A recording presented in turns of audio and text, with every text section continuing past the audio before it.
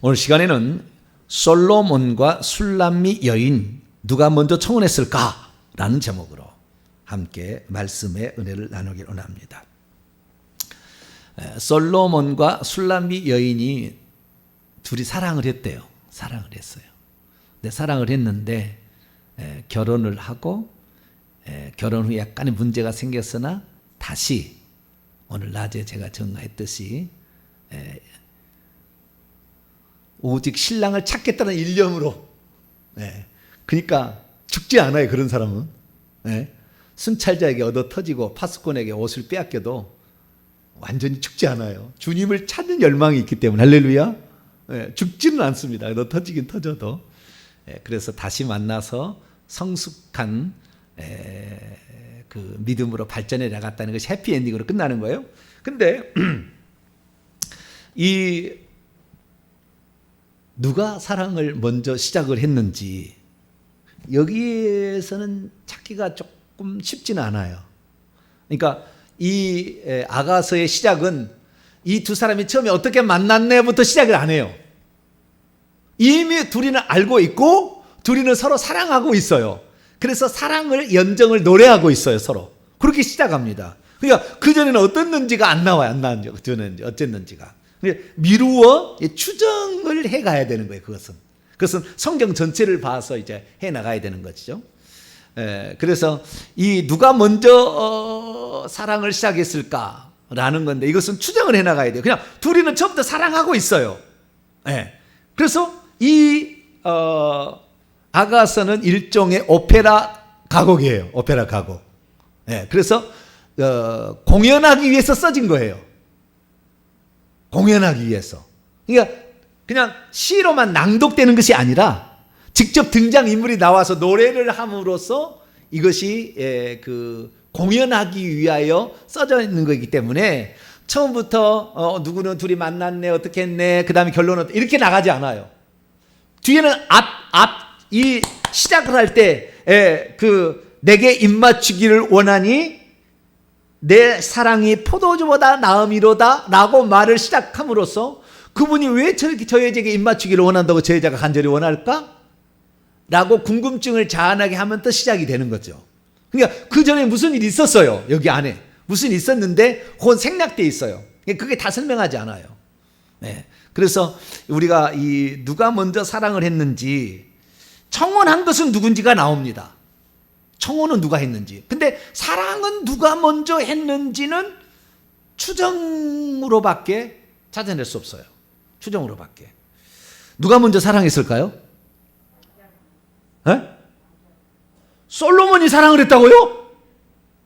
여자가 얼마나 많은데? 여자가 많아도 내 사랑은 하나예요? 거기 있는 여자는 눈에 안 들어왔어요. 할렐루야.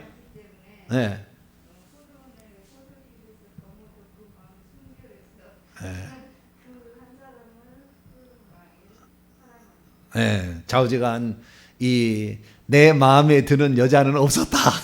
여자는 많았어도 그런데 어쨌든 뭐 여기에 전 단계는 안 나와. 전 단계는 기승전결한다면 뭐 어떤 시작점이 있어야 되는데 처음에 충격적인 장면을 탁 이렇게 던져줌으로 시작을 하기 때문에 그 전에는 어떤 건지 모르는데 간접적으로 알 수 있는 것을 좀 찾아볼까요? 1장 2절을 봅니다. 1장 2절 읽습니다. 시작. 내게 입맞추기를 원하니 내 사랑이 포도주보다 나음이로구나. 그러니까 그 사랑이 그 남자가 솔로몬이 자기를 사랑하는 것이 포도주보다 더 진하다는 거 아니에요. 달콤하고 그냥 뿅 가게 만드는 거 아니까 포도주 마시면 그런가요? 달콤하고 뿅. 그것을 일컬어서 뭐냐면은요. 콩깍지가 끼었다. 그렇게 말할 수가 있어요. 그리고 그 예루살렘의 딸들도 다른 여자들 처녀들도 알고 있어요. 그 사랑 그 여자를 사랑하고 있다는 것을 알고 있어요. 자, 1장 4절을 또 읽어볼까요? 1장 4절 시작. 왕이 나를 그의 방으로 이끌어 들이시니 너는 나를 인도하라. 우리가 너를 따라 달려가리라. 여기까지는 여자의 대사예요. 여기까지는. 그 다음에는 처녀들의 대사예요. 우리 처녀들의 대사일 수도 있고 아닐 수도 있는 여러 가지 학설은 있어요. 근데 그 읽어봅시다. 시작. 우리가 너로 말미암아 기뻐하며 즐거워하니 내 사랑이 포도주보다 더 진함이라. 처녀들이 너를 사랑함이 마땅하니라. 여자가 한 얘기일 수도 있고 처녀들이 한 얘기일 수도 있는데, 처녀들이 한 얘기라고 얘기하는 부분도 있고 해석자마다 다른 건데, 좌우지간 그분이 사랑이 포도주보다 진하다. 그러니까 사랑을 했기 때문에, 사랑하기 때문에 이 여자도 사랑에 빠지는 겁니다. 먼저. 그러니까 그 사랑은 전염성이 있어요. 전염성이. 제가 전염성이 있다는 걸 어떻게 하냐면은 그 사랑을 해본 사람이 사랑을 잘해요. 사랑을 받은 사람이 사랑을 잘해요. 사랑을 받아야 사랑을 잘해요. 사랑을 못 받은 사람은 사랑의 방법이 서투릅니다. 그러니까 혹시 남편이 둘째 아들이나 그래가지고 사랑을 못 받고 컸는데 남편이 부드럽게 나오기를 기대하지 마세요. 사랑하는 방법을 몰라, 그 사람은. 그러니까 절대 그 표현을 못 할 거예요. 너무 그 섭섭하지 말라고. 그거에 대해서. 사랑을 충분히 받아본 사람은 그 사랑을 할 줄 알아요. 우리 식구 말해서 그런지 죄송합니다만, 우리 아들, 딸이 효자, 효녀예요. 누구를 닮아서 그러게 해요? 대답 안 해도 알겠죠? 우리 어머니한테 전화해서 물어보세요. 우리 어머니한테 물어보라고. 그 말하지 않아도 그것이 답습이 돼요. 희한하게 답습이 돼. 그거 희한합니다. 받아본 사람들은 할 줄도 아는 거예요. 그런데 한 번도 이거 사랑을 못 받아봤으니까 표현하는 방법도 서투르는 거예요. 특히 경상도 문딩이들은 좀 더 그래요. 죄송합니다. 다 그런 건 아니에요. 근데 보편적으로 그런가 봐요. 밥 묻나 디비 자자 그러면 끝이 돼요. 집에 와가지고 뭐라고요? 밥 묻나 디비 자자 그러면 끝이 돼요. 남자가 할 얘기가 별로 없어요. 그것이 바로 경상도 남자들의 특징인데요. 어쨌든 그 원래부터 어릴 때부터 그런 문화 속에 자라왔기 때문에 아마 그러지 않았나 그런 생각이 듭니다. 근데 저처럼 좀 이렇게 구성진 노래 아으리 아으리랑 서리 서리랑 이런 곳에 자란 사람들은 느낌이 있어요. 노래를 해도 느낌이 있고 어깨를 들썩들썩 하는 것이 달라요. 남도의 그 고유한 그 문화가 있는 거죠.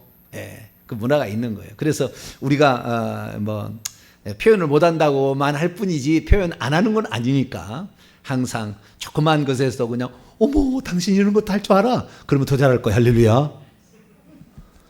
당신이 1년 12달 내에 무슨 꼬다는 보릿자루처럼 당신 뭐냐 이게. 이렇게 얘기하면은 더 안 해. 조금만 잘해도 어머머머 당신 이런 것도 할 줄 알아. 막 그래야 더 잘해주는 거예요. 근데 어쨌든 그 간접적으로 이것을 시사하고 있고요. 간접적으로 시사하는 것의 하나를 또 봅니다. 8장 5절입니다. 8장 5절 읽습니다. 시작. 그의 사랑하는 자를 의지하고 거친 들에서 올라오는 여자가 누구인가? 당당하게 올라오는 거죠.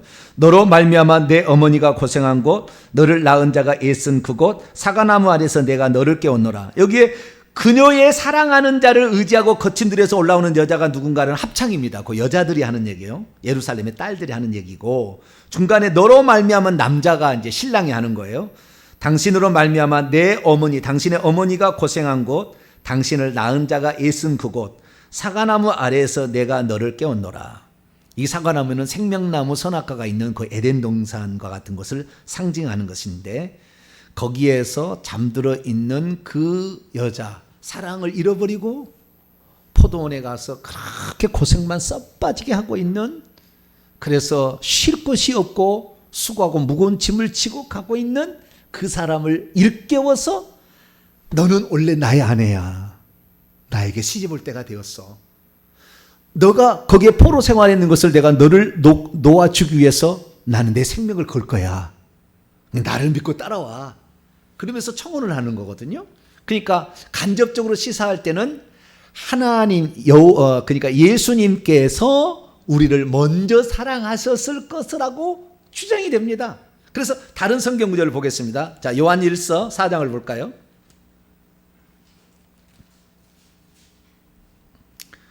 요한일서 4장 10절 10절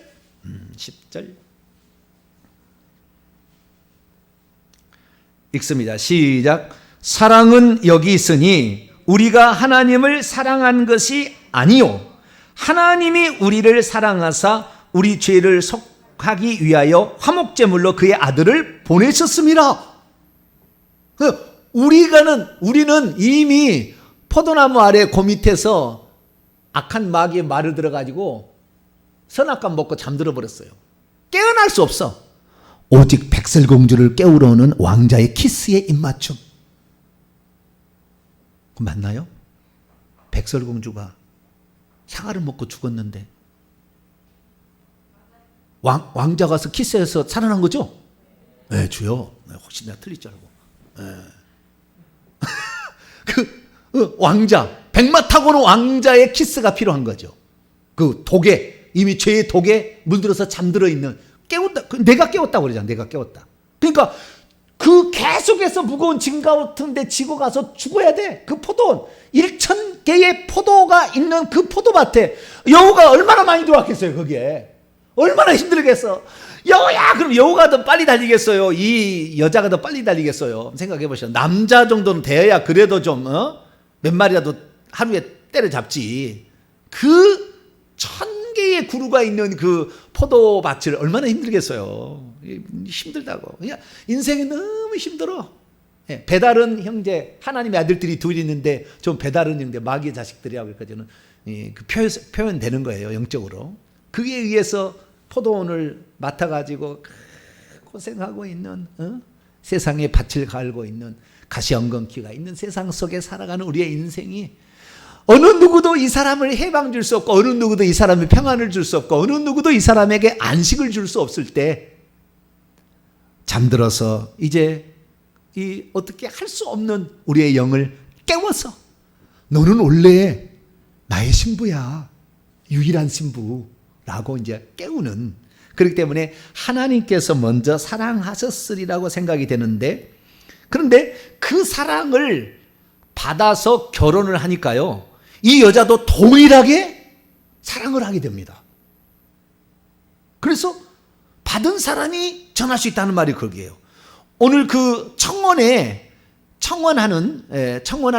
신랑 될 솔로몬이 술람에게 청혼하는 말 속에 그게 들어있어요. 2장.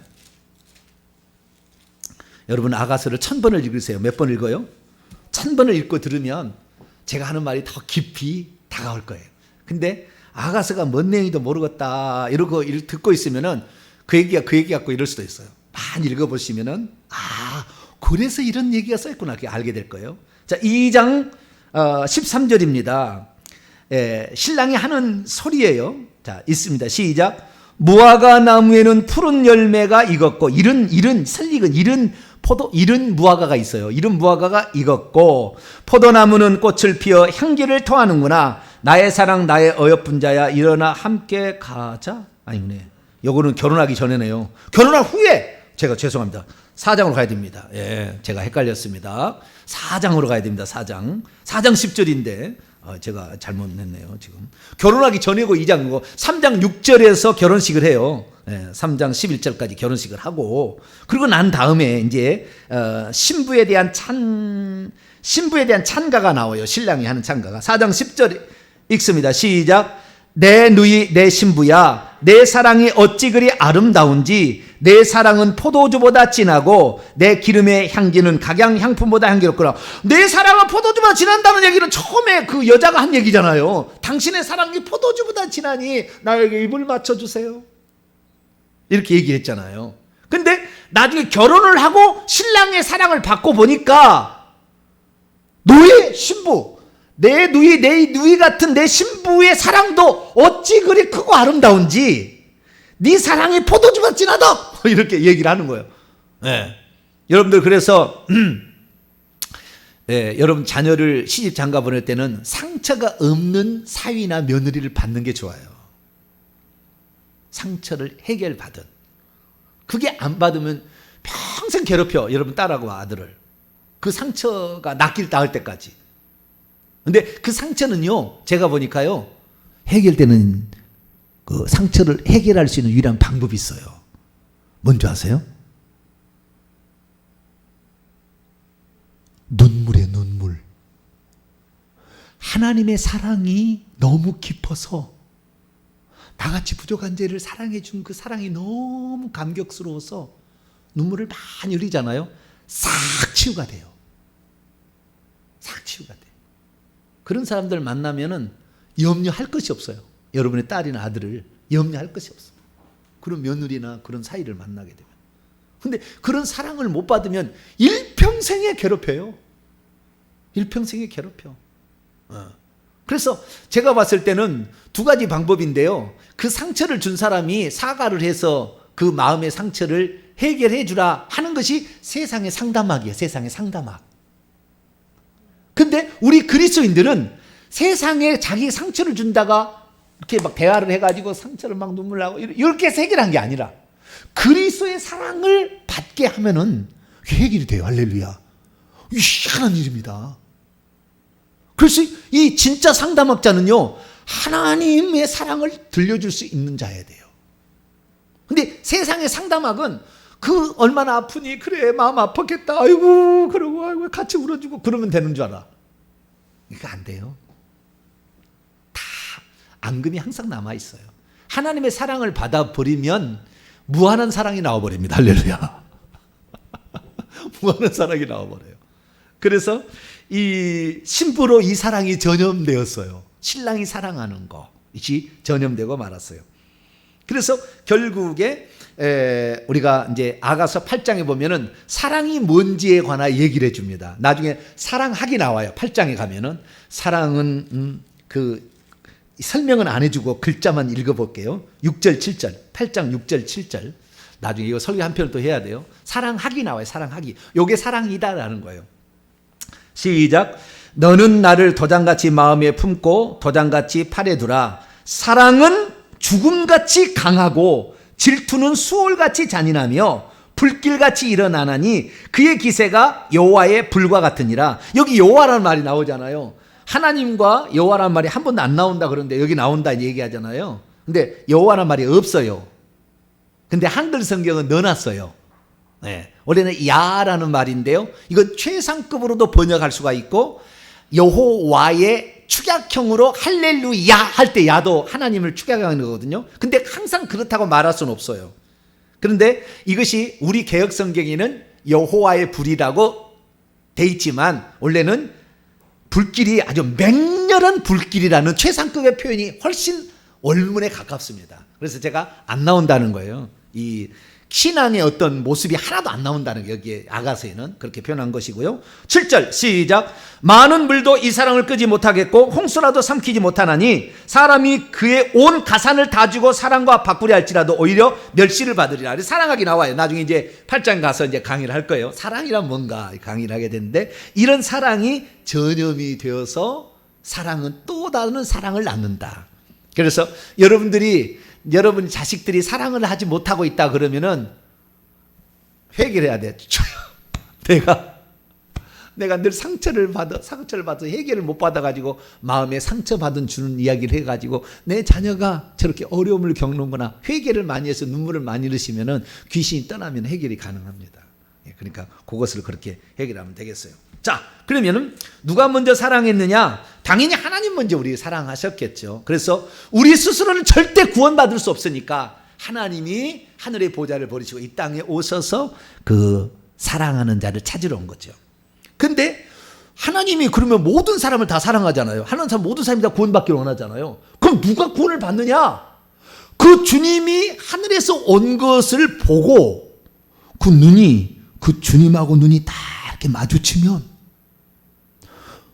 복음을 소식을 딱 들으면 저것이 나를 향한 하나님의 사랑이구나가 딱 깨달아져 버리는 사람이 하나님 사랑의 대상이 되고 예루살렘 성까지 들어가요. 결국에 그게 안 되는 사람은 아마도 귀신이 많이 영안을 가려버리거나 듣지 못하게 해서 그 하나님이 그렇게 내가 유일한 대상. 그러니까 하나님은 모든 사람을 사랑하지만 우리 인간이 하나님 만날 때는 나만이에요. 1대1로 만나는 거야, 항상. 1대1로 만나는데 나를 그렇게 하나님이 사랑하셨다라는 것이 그냥 알아져 버리고 느껴져 버리는 것이지, 내가 하나님 사랑을 알아야 되겠어.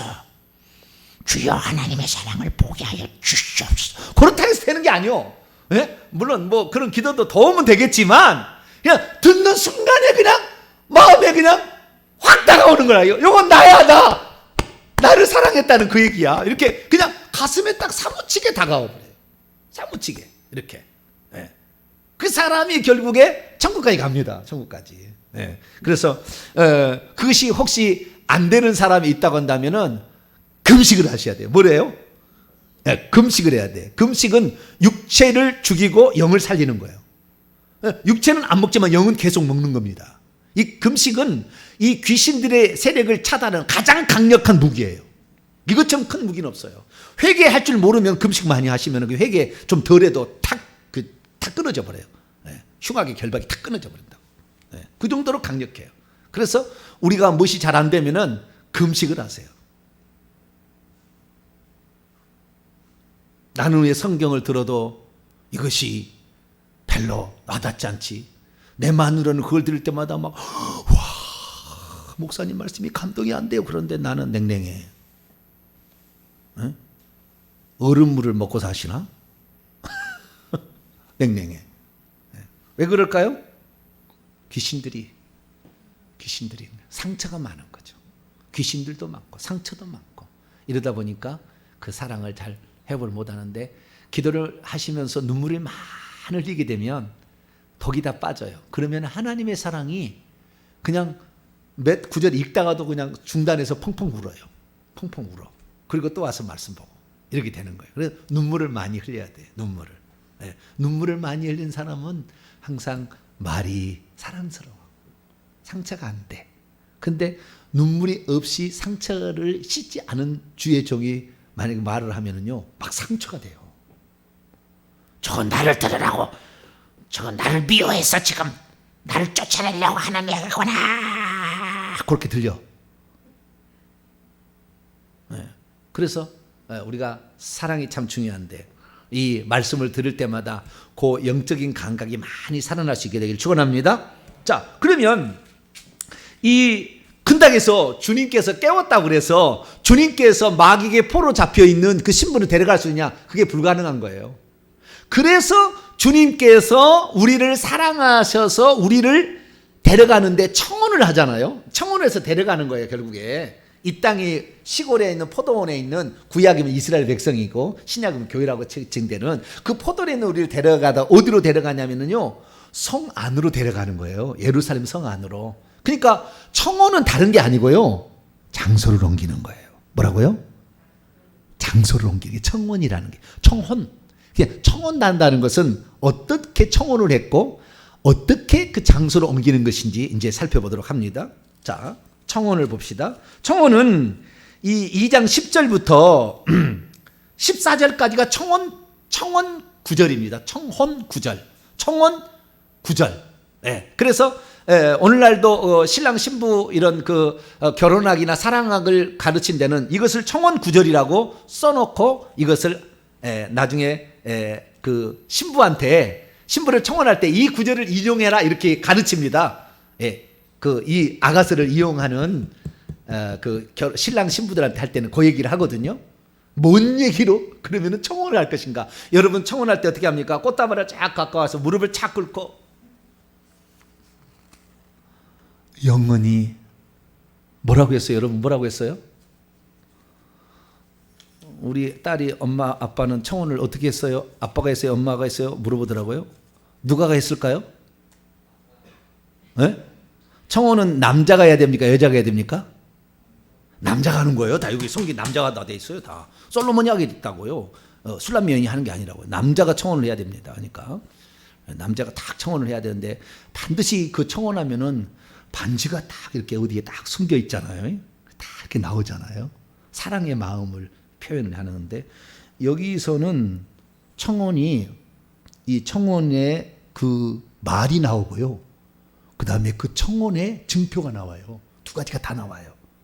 근데 여기에 지금 2장 10절부터 14절까지는 말만 나오는데 그 앞에 청혼의 증표가 포도주의 집이고 고베라송이에요.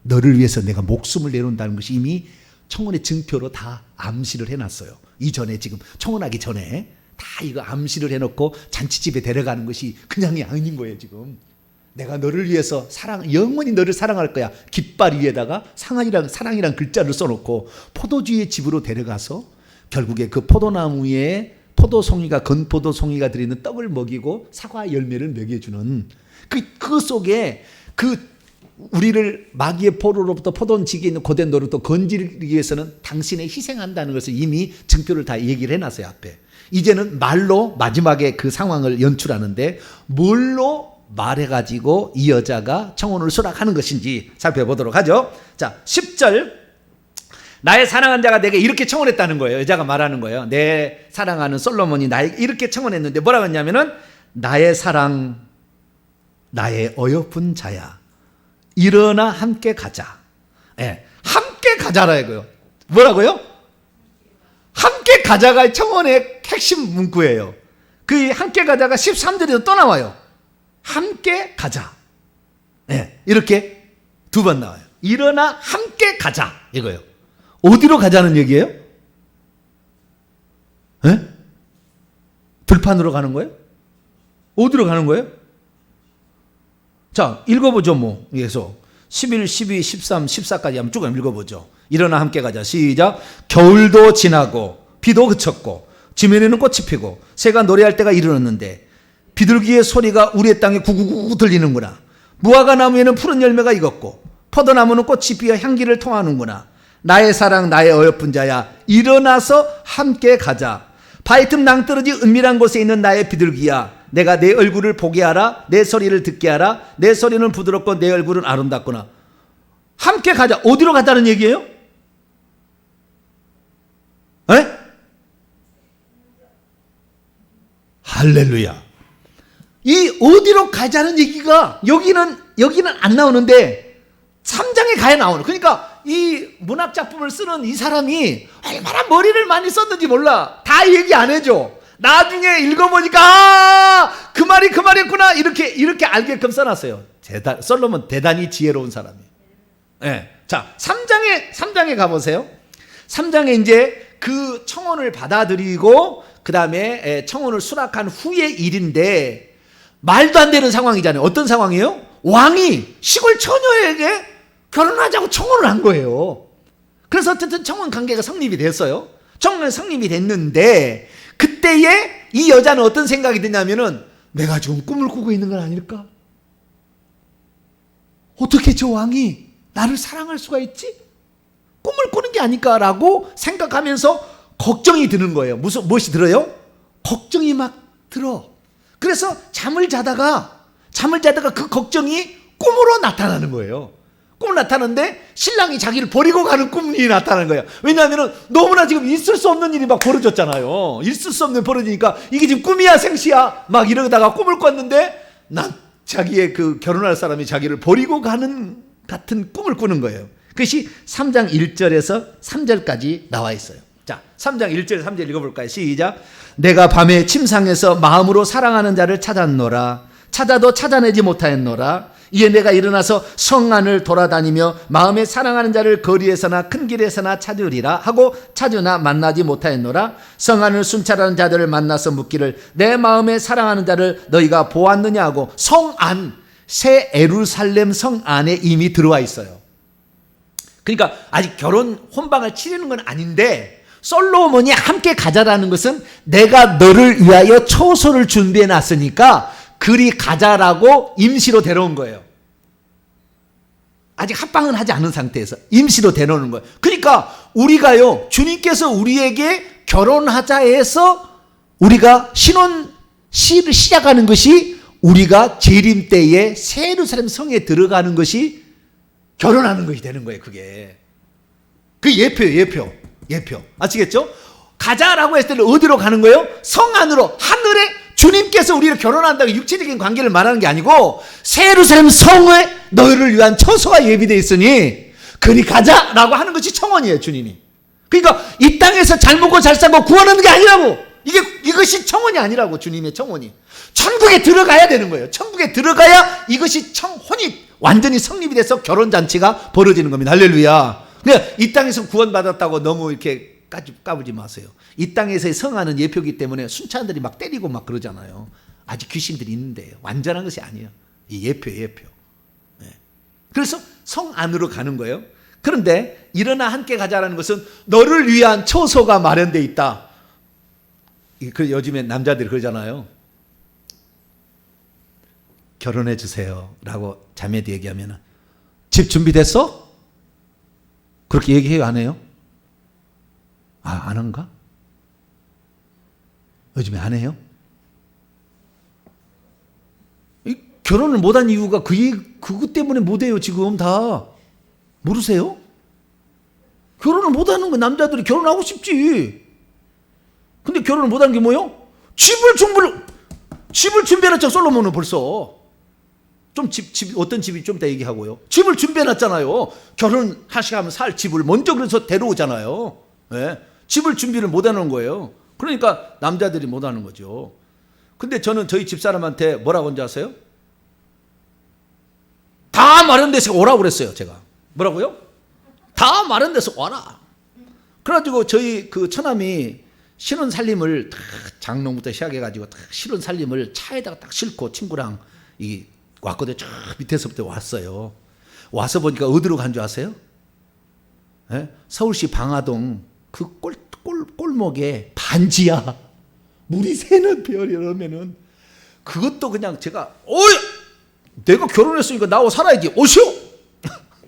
그래서 우리 집사람은 야 세상에 좋은 집 준비하는 모양이구나 그러고 왔는데 와서 보니까 반지하가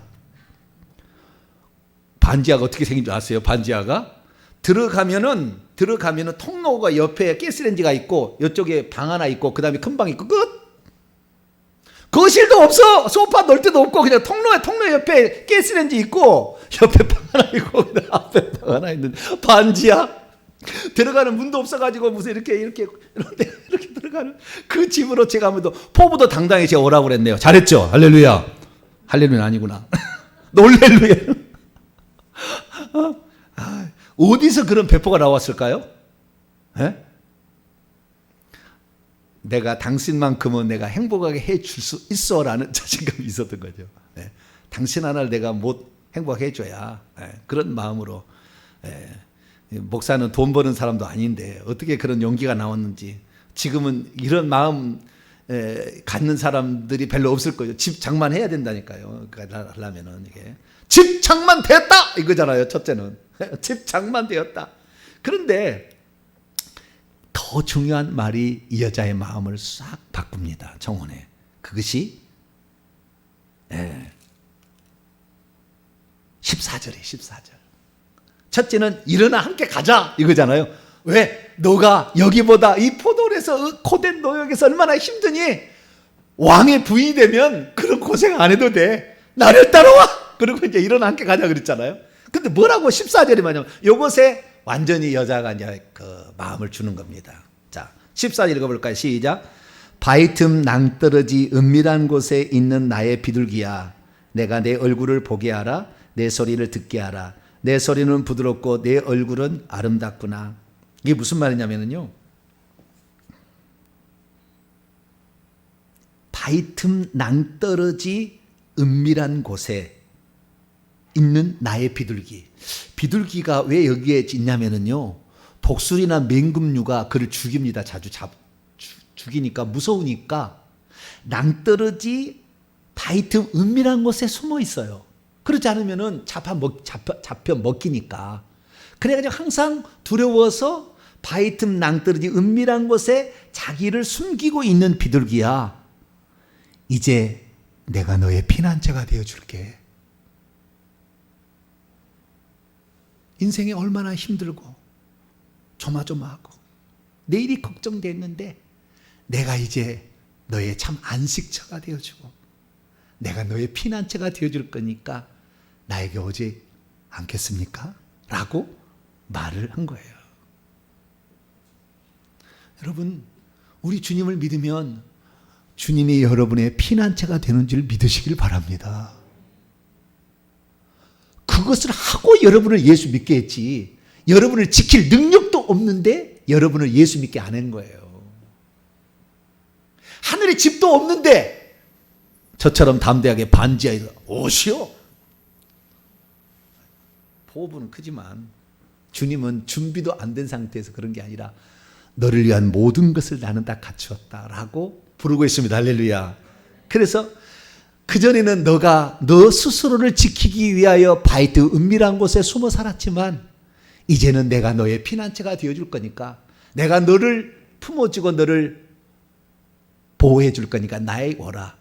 그래서 이 여자가 하는 얘기가요. 자, 2장 보세요. 2장 3절 읽습니다. 시작.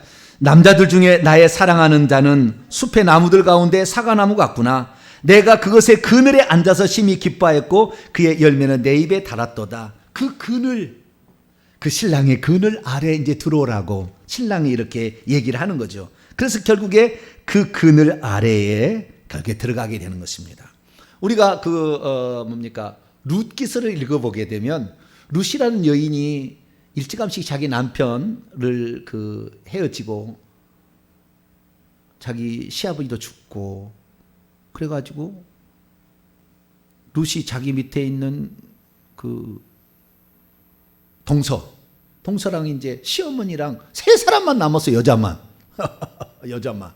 그래가지고 더 이상의 이제 외국에서 살 수가 없으니까 내가 고향으로 베들레헴으로 가야 되겠다. 그러면서 가는데 내가 너희들에게 수절을 시킬 수 있겠냐. 자식도 없어. 둘 며느리가 뒀지만 자식도 없어가지고 수절을 시키겠느냐. 그래서 그냥 너희들은 그냥 원래 본토 여기 다시 제가 얼마 할 수 있으니까 그냥 이렇게 가라. 그랬더니 어떻게 됩니까? 룻기서 읽어봐요. 1장 재미있는 이야기가 나와요. 사사기 룻기 하멜상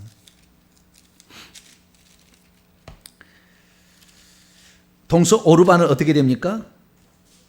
네? 이렇게 하는 거예요. 어머니 그럴 수 없어요. 그럴 수 없어요. 그리고는 가요. 그럴 수는 없어요.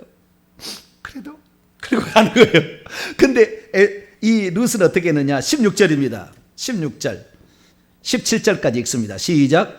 룻이 이르되 내게 어머니를 떠나며 어머니를 따르지 말고 돌아가라 강구하지 마옵소서. 어머니께서 가시는 곳에 나도 가고 어머니께서 머무시는 곳에 나도 머물겠나이다. 어머니의 백성이 나의 백성이 되고 어머니의 하나님이 나의 하나님이 되시리니 어머니께서 죽으시는 곳에 나도 죽어 거기 묻힐 것이라. 만일 내가 죽는 일 위에 어머니를 떠나면 여호와께서 내게 복을 내리시고 더 내리시기를 원하나이다.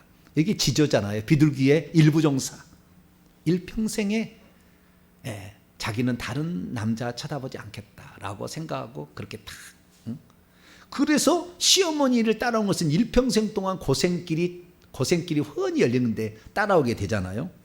그런데 그때 그 여인이 그렇게 시어머니를 공양하기 위해서 따라온 것을 보고 있는 한 남자가 있으니 보아스라는 남자가 그걸 보고 있었어요. 그때 보아스가 한 얘기가 이렇게 얘기합니다. 자, 2장 11절에서 12절. 그 여인에게 자꾸 은혜를 베풀어요. 그 이삭을 자를 때도 종들한테 좀 떨어뜨려놔 좀. 저 여자가 와가지고 저렇게 하는데 왜 다들 챙기면 되겠냐. 좀 이삭도 좀 한 주씩 떨어뜨려놔. 그래서 왜 10절에 왜 나에게 이렇게 은혜를 베푸시며 나를 돌보시나이까. 그랬을 때 보아스가 한 얘기가 있어요. 11절 12절 시작. 보아스가 그녀에게 대답해 이르되 내 남편이 죽은 후로 내가 시어머니에게 행한 모든 것과 내 부모와 고국을 떠나기 전에 알지 못하던 백성의 온 일이 내게 분명히 알려졌느니라. 여호와께서 내가 행한 일에 보답하시기를 원하며 이스라엘 하나님 여호와께서 그의 날개 아래에 보호를 받으러 온 데게 온전한 상 주시기를 원하노라. 아멘. 그 솔로몬이 내가 너의 고통과 고된 노역과 힘겨운 삶에서 내가 너에게 그늘을 만들어 줄게 라고 그랬을 때 그 날개 아래에 들어가는 것, 이렇게 이것이 바로 결혼의 청혼과 청혼수락이에요. 그 장면하고 똑같은 거예요. 그래서 결국에 남자는 어떻게 해야 돼요? 내가 너의 피난처요, 내가 너의 보호자요, 내가 너를 쉬게 해줄게.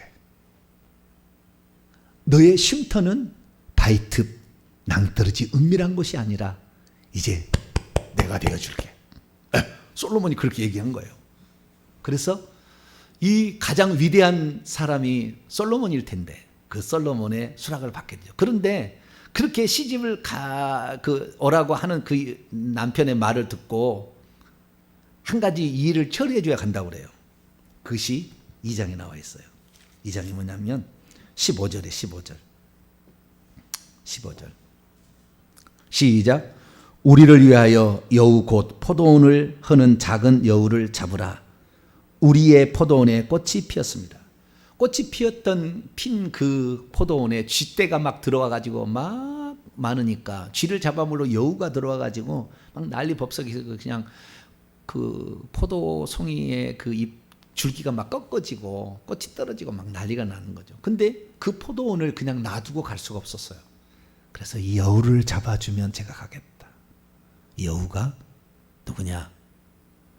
신약에 보면은 저 여우에게 말하기를 그런 얘기 하잖아요. 헤롯 안디바를 지칭하여서. 그래서 그때 왕 노릇을 하고 있는 그 저 여우라고 얘기함으로 그것이 곧 마귀, 사탄 마귀를 지칭하는 것이 예수님 얘기하셨다고요. 그래서 이 예수님이 결국에 여우를 잡아줍니다. 여우를 잡아요. 잡아줌으로 결혼 승낙이 이러는 거예요. 그래서 예수님이 그 여우를 잡는 사건이 십자가 사건이에요. 십자가 사건. 그래서 우리가 노임을 받게 되고 성 안으로 1차로 들어가게 돼서 이제 결혼식을 3장 6절 이하의 결혼식을 이제 치르게 되는 솔로몬의 결혼식 가마와 그다음에 그때 신랑 신부의 옷이 이렇게 다 나오는데 그 장면은 나중에 또 보겠습니다. 그래서 결혼식을 치르게 되는 장면으로 이렇게 나오게 됩니다. 근데 이거 들어가기 결혼 승낙 전에 신랑이 얼마나 신부를 보고 싶어하는 그 장면이 나와요. 2장 8절 9절. 사랑은 보고 싶어하는 겁니다. 뭐라고요? 사랑은 보고 싶어 하는 것이 아니면 사랑이 아니에요. 네? 늘 보고 싶어야 돼요. 나는 맨날 내 마누라가 보고 싶어요. 맨날 보고 있는데도 맨날 보고 싶어. 그래서 내가 쳐다보면은 나한테 그래요. 왜 빤히 쳐다보냐고 그래. 왜 빤히 쳐다봐. 아니 내가 보고 싶어 보는데 왜 그 보면 안 되냐고. 달라지냐고 내가 그래요. 예, 보고 싶어 하는 거예요. 늘 보고 싶어 하는 것. 예, 이게 사랑인가 봐요. 그래서 어떻게 달려오는지 보세요. 8절 9절 2장 8절 9절입니다. 시작. 내 사랑하는 자의 목소리로구나. 보라 그가 산에서 달리고 작은 산을 빨리 넘어오는구나. 내 사랑하는 자는 노루와도 같고 어린 사슴과도 같아서 우리의 벽 뒤에 서서 창으로 들여다보며 창살 틈으로 엿본다니까 이게 번역을 좀 잘못한 것이고요. 그 창살 틈으로 이렇게 못 들어가잖아요. 아직 결혼 안 했기 때문에 뭐 신붕집에 못 들어가잖아요. 이게 밖에서만 볼 수밖에 없는 그 안타까운 마음을 표현하고 있는데 꼭 나쁘게 어떻게 이렇게 그냥 엿보는 것은 별로 좋은 표현은 아니잖아요. 그죠? 바라만 볼 수밖에 없는 그 안에 있는 여자를.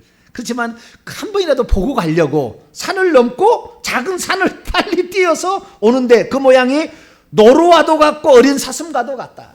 예. 그 많은 동물들 가운데 노루는 이제 그 가젤 영향을 생각하시면 돼요. 영어로는 가젤 영향으로 나왔거든요. 예. 어린 사슴. 예. 이게 나와 있는데 젊은 사슴이에요. 그냥 젊은 사슴이나 노루는요. 팔쩍팔쩍 뛰어다닙니다. 예. 그러니까 그 팔쩍팔쩍 뛰어다니는 것이 힘들지 않아. 예? 지금 이 젊은 이거 표현한 것은 뭐냐면 신부를 찾아서 팔쩍팔쩍 뛰어오는데도 아이고 힘들어 죽겠네 막 이거 사랑하는 사람 보기 위해서 이러지 않아. 제가 우리 집사람하고 결혼하기 전에는요 이 광주에서 저기 어디까지 그냥 그 프라이드를 타고요 4시간을 달려도 30분밖에 안 걸린 것 같아.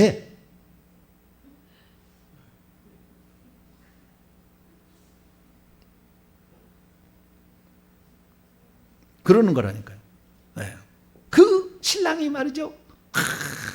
그 싱싱해. 그냥 그 달려와도 피곤한 기색이 없어. 늘 흥겹고, 내 마누라 얼굴만이라도 한번 보고 갔으면 하고 그 집에 와가지고 이렇게 창문 터머에 이렇게 보고 또 가는 거예요, 이게.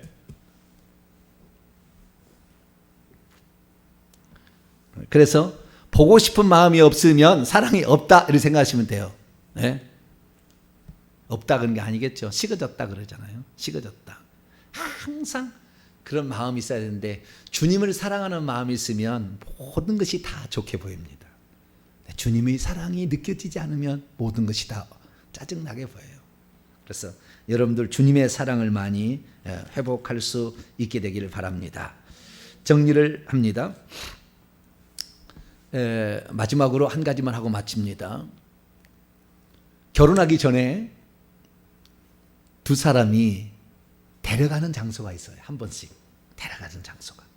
신랑은 포도주의 집, 잔치집이라고 성경에 나와 있지만 2장 4절에 포도주의 집이라는 곳으로 데려갑니다. 신랑은. 신부는 어디로 데려가냐? 자기가 태어난 장소에 그 집을 데려가요. 그 집으로. 자기가 태어난 장소의 집은 시골의 집이기 때문에 초라하지 않겠어요? 상당히. 네. 왕의 집은 엄청난데 자기 집은 초라하지 않겠어요? 그 비교가 나옵니다. 아가서 1장입니다. 16절 17절 16절은 여자가 하는 얘기고요. 17절은 남자가 하는 얘기입니다. 결혼하기 전에. 읽습니다. 16, 17 시작. 나의 사랑하는 자야 너는 어여쁘고 화창하다. 우리의 침상은 푸르고 우리의 집은 백향목 들보 잣나무 석가래구나. 그러니까 그 여자가 사는 그 곳의 침상은 그냥 식물로 지어진 그냥 별품 없는 풀로 지어진 그런 집과 그런 그 침상인데 솔로몬이 지어놓은 집, 이 집으로 이제 초청해서 결혼식에 이제 합방이 되는 건데 그 집은 백향목 들보 잣나무 석가래. 백향목이라는 것이 가장 냄새가 좋아요. 냄새가. 네.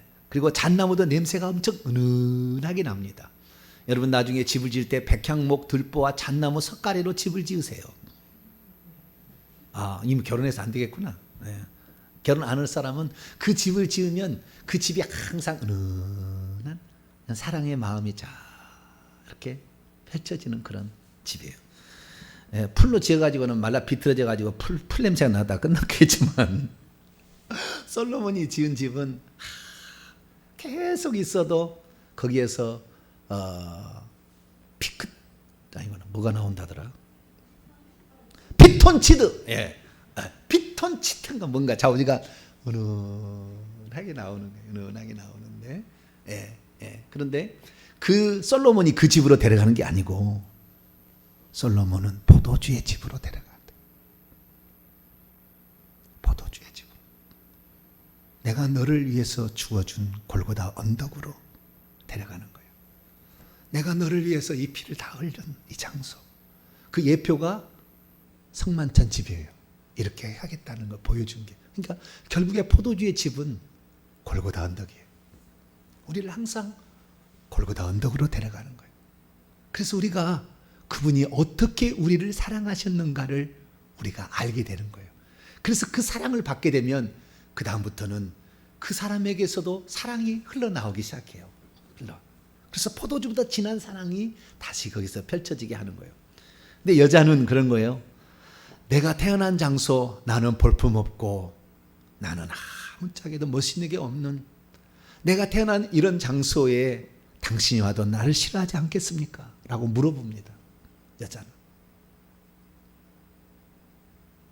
그러나 주님은 내가 너의 영원한 바이틈 낭떠러지에 숨어있는 너를 은밀한 거 이제 나와서 거기에서 나와서 나와 함께 가자. 내가 너의 영원한 피난처요 보호자가 되어주겠다. 이렇게 신랑이 약속해서 결국에 결혼의 꼬리를 딱 하게 되는 거예요. 할렐루야. 네. 그래서 우리가 이 땅에 태어난 곳 너무 초라한 것이고 볼품 없는 것이지만 주님은 그 현장이라고 우리를 무시하는 것이 아니라 우리를 사랑하는 그 사랑은 끝이 없어서 우리가 비록 주 앞에 드릴 것이 푸른 침상, 나무로 풀잎으로 지은 별것 별뿔 없는 말라 비틀어질 그런 것이랄지라도 주님께서는 우리를 사랑하시고 아니야, 내가 너의 영원한 피난처가 되어줄게 라고 하면서 우리를 새 예루살렘 성까지 인도할 줄로 믿습니다. 이 땅에서의 이 땅에서의 성은 아직 예표기 때문에 순찰자들이나 이런 자들이 악한 영들이 있어서 또 이렇게 괴롭힙니다. 그러나 우리가 장차 들어갈 새 예루살렘 성은 절대 괴롭히는 자가 없는, 사단 마귀가 없는 곳이 천국 아니에요. 새 예루살렘 성 아닙니까? 여우도 없고 순찰자나 파수꾼도 없는 그 영원한 평안의 안식처.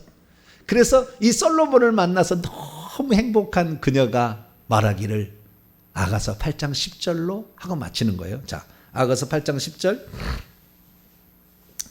읽습니다. 시작. 나는 성벽이요 내 유방은 망대와 같으니 그러므로 나는 그가 보기에 화평을 얻은 자 같구나. 나는 그가 보기에 화평을 찾은 자, 화평을 받은 자, 화평을 이루는 여인 같구나. 당신이 나에게 이런 평화를 주는, 바이트 은밀한 곳에 숨어 사는 불안한 나를 평안한 세계로 인도하신 당신이야말로 나는 당신의 아내 솔로몬의 여성혁명사 술람미 여인입니다 라고 고백을 하는 거예요. 그 위에 성벽과 유방이라 이런 거 표현은 제3단계 그 부분을 말해주는 거예요. 엄청난 비밀이에요. 엄청난 비밀. 우리가 지금 2단계까지 제가 얘기를 했어요. 1단계는 비둘기와 백합화 같은 신부, 두 번째는 원수의 영토에 깃발을 꼽는 전사 같은 신부, 세 번째가 나와요. 세 번째. 그 부분이 마지막에 그 부분 하나 더 공부를 해야만이 아가서는 통째로 다 들어오게 되니까 그때 더 말씀을 드리겠습니다. 기도하겠습니다. 거룩하신 하나님 감사합니다.